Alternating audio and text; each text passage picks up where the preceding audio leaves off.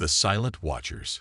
Commander Elena Vasquez stood on the observation deck of Luna Station, watching Earth hang in the void like a blue marble surrounded by predators. The sight that should have been beautiful now filled her with dread. Surrounding her homeworld were thousands of alien vessels, each one larger than Earth's biggest city. They had appeared 3 days ago without warning, materializing from hyperspace in perfect formation, like dark angels of judgment. The communication panel beside her crackled to life with Admiral Marcus Kane's weathered voice. "Elena, we need you in the war room immediately." The hegemony has sent another message. She could hear the exhaustion in his words. For 3 days, they had been receiving the same demand: total surrender or complete annihilation. Elena took one last look at Earth before heading to the command center. The planet looked so peaceful from this distance, but she knew that down there, 6 billion people were living in terror.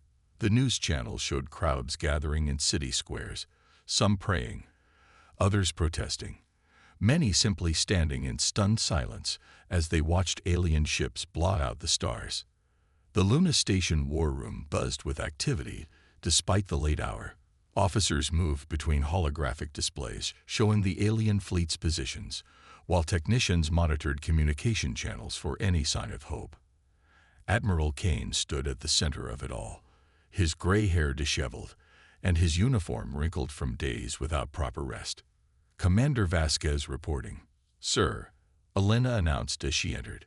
Kane looked up from a tactical display, his eyes reflecting the weight of impossible decisions. "Elena, thank God you're here. The hegemony has given us 12 more hours to surrender unconditionally. After that, they begin what they call planetary cleansing operations." Kane's voice remained steady, but Elena could see his hands shaking slightly as he gestured to the display.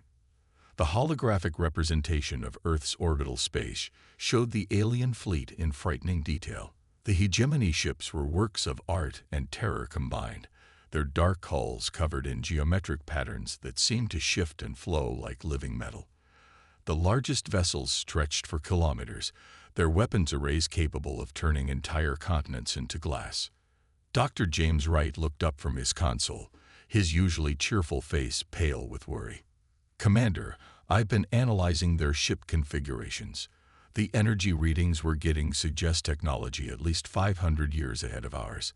Their shields alone could withstand everything in our nuclear arsenal without even flickering." Elena studied the display, her mind racing through possibilities that all seemed to lead to the same dark conclusion. Earth's space fleet consisted of 12 patrol vessels and 3 outdated battleships. Against the alien armada, they would last perhaps 10 minutes in open combat. "What about evacuation?" she asked, though she already knew the answer. "Impossible," Kane replied grimly. "Our transport capacity could move maybe 50,000 people before they stop us. We're talking about 6 billion souls, Elena. There's nowhere to run." The main display shifted to show intercepted alien communications. The hegemony's message played in perfect English, delivered by a voice that sounded like grinding stone. "Humans of Earth, you have been evaluated and found wanting. Your species shows dangerous signs of rapid technological advancement and territorial expansion. For the safety of the galaxy, you will surrender your weapons, your ships, and your leaders. Comply, and you will be relocated to suitable worlds as a protected species. Refuse, and your world will be cleansed of all life." "Protected species," Elena muttered bitterly. "Like animals in a zoo." Dr. Wright cleared his throat nervously. "Actually, Commander, there might be a third option." He pulled up a classified file on his personal console. "I've been working on something under the Prometheus Protocol. It's been kept secret even from most of the military command." Elena and Kane exchanged glances. The Prometheus Protocol was a rumor, a whispered legend among the Space Forces. Some claimed it was humanity's ultimate weapon. Others insisted it was just a cover story for budget allocation. "James," Kane said carefully, "please tell me you have something more substantial than experimental theories." Wright's fingers danced across his console, bringing up schematics that made Elena's breath catch. The design showed a ship unlike anything in Earth's current fleet. It was sleek and powerful, incorporating technology that shouldn't have existed for decades. "We've been building her for 30 years, Wright explained, his excitement growing as he spoke. "Ever since our first contact with alien signals in 2357. We knew this day would come eventually, so we prepared. The Prometheus isn't just a ship, she's a technological leap that makes us competitive with any galactic power." Kane stared at the schematics in disbelief. 30 years of secret construction. How did you hide something this massive? "Asteroid mining operations," Wright grinned. "Every shipment of raw materials, every research facility we claimed was for civilian use, it all fed into this project.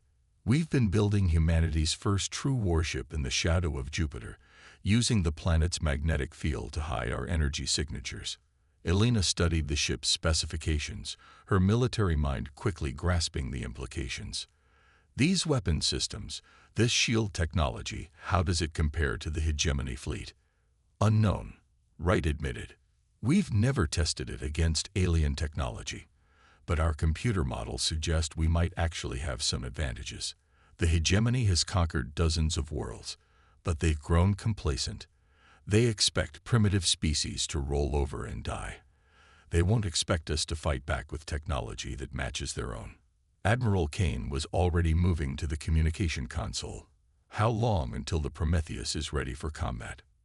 "She's been ready for 6 months," Wright replied. "We were waiting for the right moment to reveal her. I'd say an alien invasion qualifies." Elena felt a spark of hope for the first time in 3 days. "What about crew? A ship that size needs hundreds of specialists." "Already aboard and training," Wright said proudly. "Captain Sarah Chen commands the vessel, with a crew of Earth's best and brightest. They've been living in secret for months, preparing for exactly this scenario."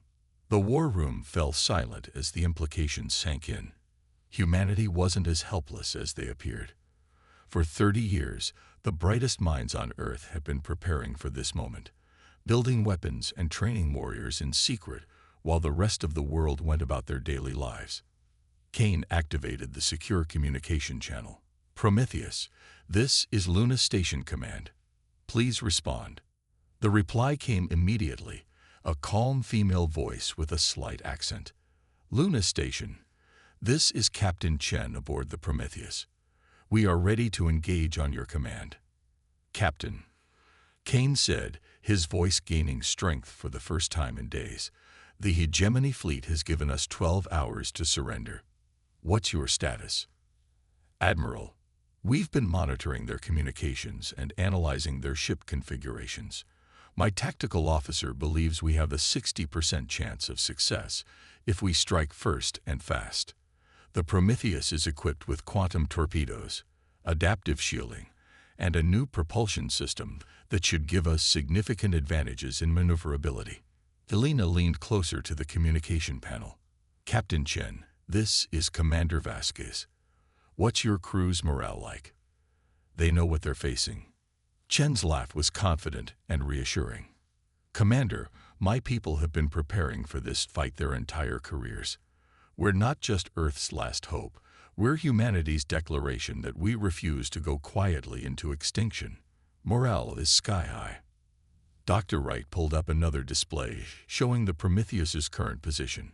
"She's been hiding in Jupiter's shadow, using the planet's radiation to mask her energy signature.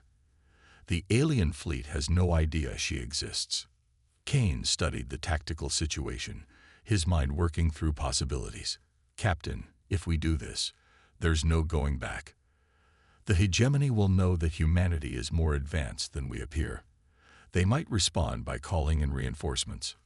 "Admiral," Chen replied, respectfully, "they're already planning to wipe us out. At least this way. We died fighting, and maybe take some of them with us. But I don't think we're going to die. I think we're going to show the galaxy that humanity is not prey." Elena felt her heart racing as the plan began to take shape. For 3 days, Earth had seemed doomed to either slavery or extinction. Now, suddenly, there was a third option: fight back with everything they had. "What do you need from us?" Kane asked. Just one thing, Admiral. When the shooting starts, I need every ship in Earth's fleet to move toward the alien formation. Not to fight, but to draw their attention while we position for our first strike. It's going to look like a suicide charge, but it's actually misdirection. The plan was audacious in its simplicity. Earth's visible fleet would appear to make a desperate last stand, drawing the alien fleet's attention and fire. Meanwhile, the Prometheus would emerge from hiding and strike at the hegemony's command vessels before they could coordinate a response. Elena looked around the war room at the faces of her colleagues. She saw fear, yes, but also determination and a growing sense of hope. Humanity had spent 30 years preparing for this moment in secret, building weapons and training warriors, while the galaxy remained unaware of their true capabilities. How long until the Prometheus can reach attack position? Kane asked. 4 hours, Admiral. We'll arrive just as the ultimatum expires. Kane nodded grimly. Then we have 4 hours to prepare Earth's defense fleet for the most important battle in human history. As the communication ended, Elena realized that everything was about to change. In 4 hours, the galaxy would learn that humanity was not the primitive species they appeared to be. The hegemony had surrounded Earth expecting an easy conquest, but they were about to discover that humans had been preparing for this fight for 3 decades. The war for Earth's survival was about to begin, and for the first time since the alien ships appeared, Elena believed they might actually win. The Human Gambit. Captain Sarah Chen stood on the bridge of the Prometheus, watching the timer count down to humanity's moment of truth. 4 hours had passed since Admiral Kane's call, and now Earth's fate hung in the balance. Through the main display, she could see the massive bulk of Jupiter slowly rotating below them, its great red spot like an ancient eye watching over their preparations. Captain, all systems are green, reported Lieutenant Commander Torres from the tactical station. Quantum torpedoes are loaded and ready. Adaptive shields are at full power. The crew is at battle stations. Sarah nodded, her calm exterior hiding the storm of emotions within. She had trained for this moment for 15 years, but nothing could truly prepare someone for the weight of an entire species' survival resting on their shoulders. Communications, patch me through to the fleet. The bridge of the Prometheus was unlike anything in Earth's previous ships. Advanced holographic displays surrounded every station, while the ship's AI system, Guardian, monitored thousands of variables simultaneously. The crew of 300 represented the best humanity had to offer, scientists and warriors working together with technology that had been only dreams a generation ago. Captain Chen, this is Admiral Kane. Earth's defense fleet is moving into position. The hegemony is responding exactly as we predicted. They're treating our ships as a minor nuisance. Sarah smiled grimly. Perfect. Guardian, what's the status on alien fleet movements? The ship's AI responded in a calm, electronic voice. The hegemony command vessels are maintaining their positions in high orbit. They appear confident that Earth's visible fleet poses no threat. I estimate we have achieved complete tactical surprise. Through the view screen, Sarah could see Earth's 12 patrol vessels and 3 battleships accelerating toward the alien armada. To any observer, it looked like humanity's desperate last stand. The alien fleet barely moved in response, their massive ships simply adjusting their weapon arrays to target the approaching human vessels. Captain, Dr. Elena Rodriguez called from the science station. I'm detecting massive energy buildups across the hegemony fleet. They're preparing to demonstrate their power by destroying our ships quickly and efficiently. Sarah felt her jaw tighten. Those brave souls flying toward certain death were buying the Prometheus precious seconds to get into position. Guardian, initiate the cloak sequence. It's time to show the galaxy what humanity has really been working on. The Prometheus shimmered and vanished from normal space, her advanced cloaking system bending light and energy around the ship's hull. It was technology that shouldn't have existed for another century, born from 30 years of desperate innovation and unlimited resources dedicated to humanity's survival. Cloaking sequence complete. Guardian reported. We are now invisible to all known scanning methods. Beginning approach to target zone. Sarah watched as her ship emerged from Jupiter's shadow, invisible and silent as death itself. The alien fleet spread out across Earth's orbital space like a dark constellation, their ships so large they created their own gravity wells. But size would be their weakness today, Sarah realized. The bigger they were, the harder it would be for them to maneuver when the shooting started. Captain, we're receiving the Hegemony's final transmission, Communications Officer Park reported. They're addressing Earth directly. On the main screen, the image of an alien commander appeared. The creature was tall and elegant, with silver skin and eyes like black diamonds. When it spoke, its voice carried the authority of 1,000 conquered worlds. Humans of Earth, your time has expired. Your primitive vessels approach our fleet in what appears to be a final act of defiance. We will destroy them quickly to demonstrate the futility of resistance. After this display, you will surrender unconditionally or watch your world burn. Sarah felt her hands clench into fists. The arrogance in that voice, the casual dismissal of human life, it ignited something fierce and protective within her. Guardian, target the command vessels. We're going to teach the hegemony that humans don't surrender. Targeting systems locked on primary objectives. Guardian responded. Quantum torpedoes armed and ready. Recommend we begin with the flagship to maximize psychological impact. The Hegemony flagship was a monument to alien engineering. 5 kilometers of dark metal and energy conduits that had conquered 47 worlds. Its shields could withstand the combined nuclear arsenal of most civilizations, and its weapons could crack planets, but it had never faced technology like the Prometheus carried. Fire, Sarah commanded. The quantum torpedoes launched in complete silence, invisible streams of altered spacetime that moved faster than light itself. The alien flagship's shields flared as they absorbed energies that shouldn't have been possible from a single ship. For a moment, Sarah held her breath, wondering if their secret weapons would be enough. Then the flagship's shields collapsed like a soap bubble, and the torpedoes struck home.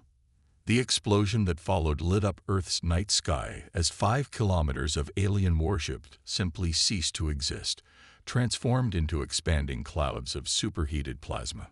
Across the Hegemony fleet, alarms began screaming. Ship commanders who had been calmly preparing to swat aside Earth's pathetic resistance suddenly found themselves facing an enemy that could destroy their most powerful vessels with single shots. Guardian, to cloak the ship, let them see what they're really fighting. The Prometheus materialized in the heart of the alien formation like a silver ghost becoming solid. She was beautiful and terrible, her hull gleaming with adaptive armor that shifted and flowed like liquid metal. Energy weapons that had never existed before crackled along her spine, while her quantum engines left trails of twisted spacetime in her wake.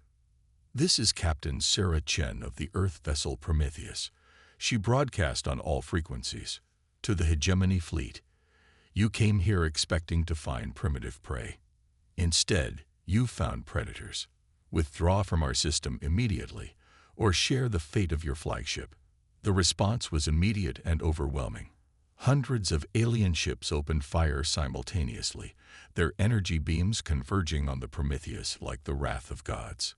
But the human ship danced between the attacks with impossible grace, her quantum engines allowing maneuvers that defied physics as the galaxy understood it. Adaptive shields holding at 98%. Torres reported with amazement in his voice. Captain, their weapons are actually making us stronger. The shield matrix is analyzing and adapting to each energy type they throw at us. Sarah grinned as she felt the ship respond to her commands like a living thing. This was what 30 years of preparation had built.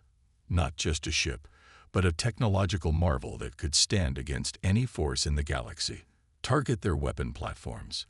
Let's even the odds for Earth's defense fleet. The Prometheus moved through the alien formation like a shark among minnows, her quantum torpedoes finding target after target with devastating precision.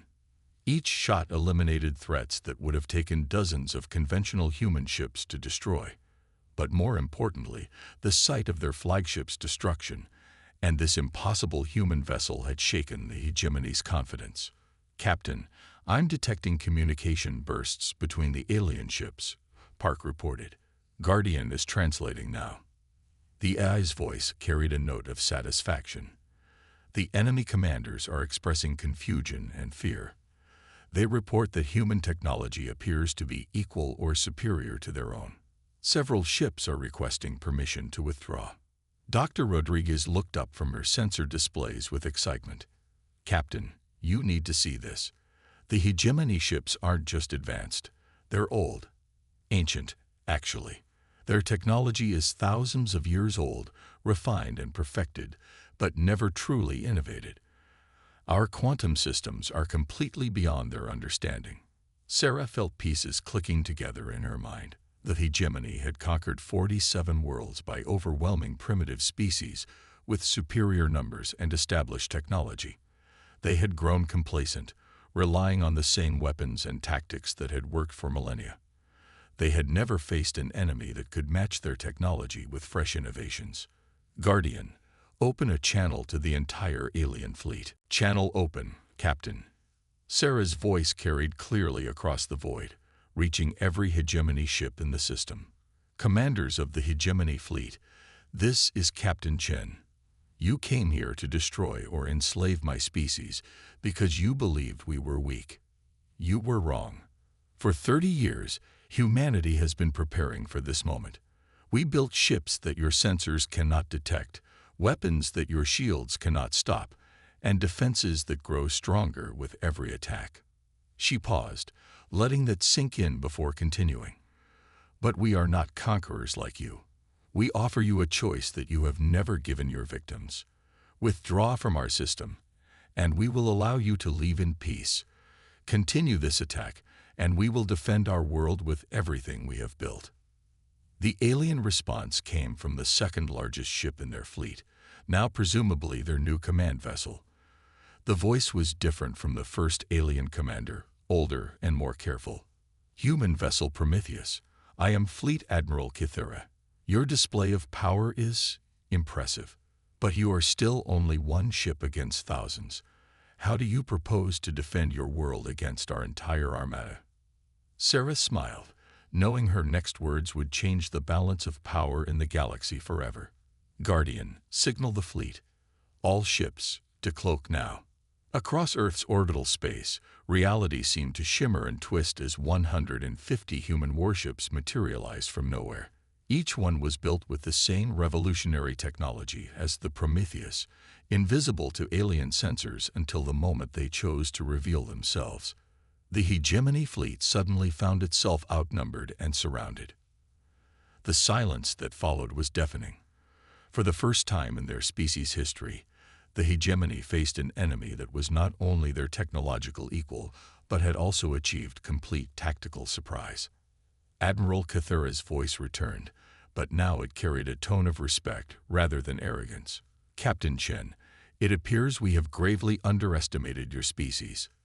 The hegemony has not faced such opposition in over 1,000 years." "Admiral," Sarah replied carefully, "what we've shown you today is humanity's capacity for innovation and preparation. But we're also capable of something your species may have forgotten. Mercy. We don't want to destroy your fleet. We want to find a way for both our species to survive and prosper." Dr. Rodriguez was monitoring alien communications, her face showing amazement at what she was hearing. "Captain, the hegemony ships are reporting to their homeworlds. They're describing us as a peer species, apparently the first they've encountered in over 3,000 years." Guardian's analysis appeared on Sarah's personal display. "Captain, based on intercepted communications, the hegemony's expansion was driven by fear. They conquered primitive worlds to prevent potential future threats. Finding an equal species appears to have triggered protocols we did not anticipate." "Channel open, Captain." Sarah's voice carried clearly across the void, reaching every hegemony ship in the system. "Commanders of the hegemony fleet, this is Captain Chen. You came here to destroy or enslave my species because you believed we were weak. You were wrong. For 30 years, humanity has been preparing for this moment. We built ships that your sensors cannot detect, weapons that your shields cannot stop, and defenses that grow stronger with every attack. She paused, letting that sink in before continuing. But we are not conquerors like you. We offer you a choice that you have never given your victims. Withdraw from our system, and we will allow you to leave in peace. Continue this attack, and we will defend our world with everything we have built. The alien response came from the second largest ship in their fleet, now presumably their new command vessel. The voice was different from the first alien commander, older and more careful. Human vessel Prometheus, I am Fleet Admiral Kythera. Your display of power is impressive, but you are still only one ship against thousands.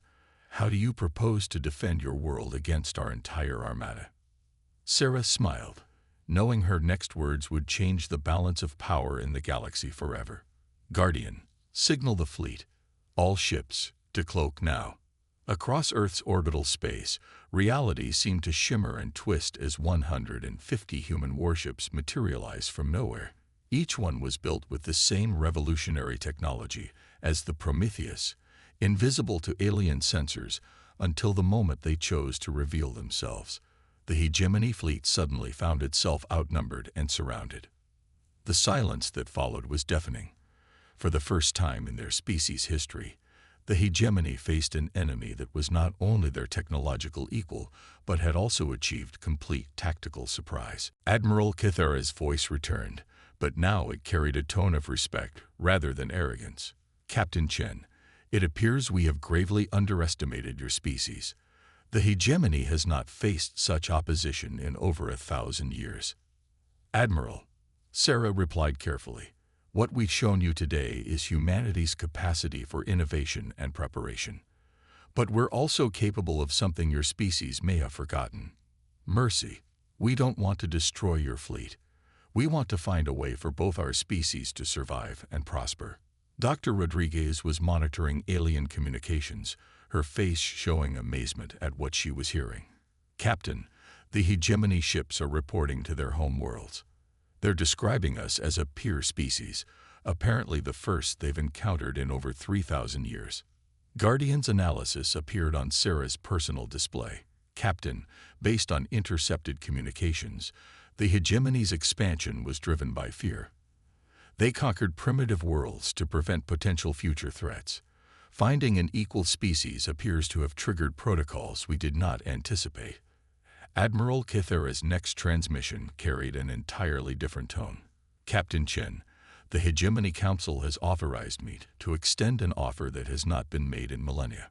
Your species has proven itself worthy of joining the galactic community as equals rather than subjects. We propose a formal alliance between our peoples. Sarah felt her heart racing as the implications hit her. In the span of a few hours, humanity had gone from facing extinction to being offered membership in a galactic civilization as equals. The secret preparations, the desperate gamble, the terrifying risk, it had all paid off beyond their wildest dreams. Admiral Kythera, she replied, on behalf of humanity, I accept your proposal to begin negotiations. But understand this, any alliance between our peoples must be built on mutual respect and the freedom of all species to determine their own destiny. As Earth's sun rose over the horizon of her homeworld, Sarah Chen watched the hegemony fleet reform into a peaceful formation. The war that could have ended humanity's story had instead opened a new chapter in galactic history. Through courage, innovation, and the refusal to surrender, humanity had earned its place among the stars not as conquerors or victims, but as partners in building a better future for all species. The galaxy would never underestimate humanity again.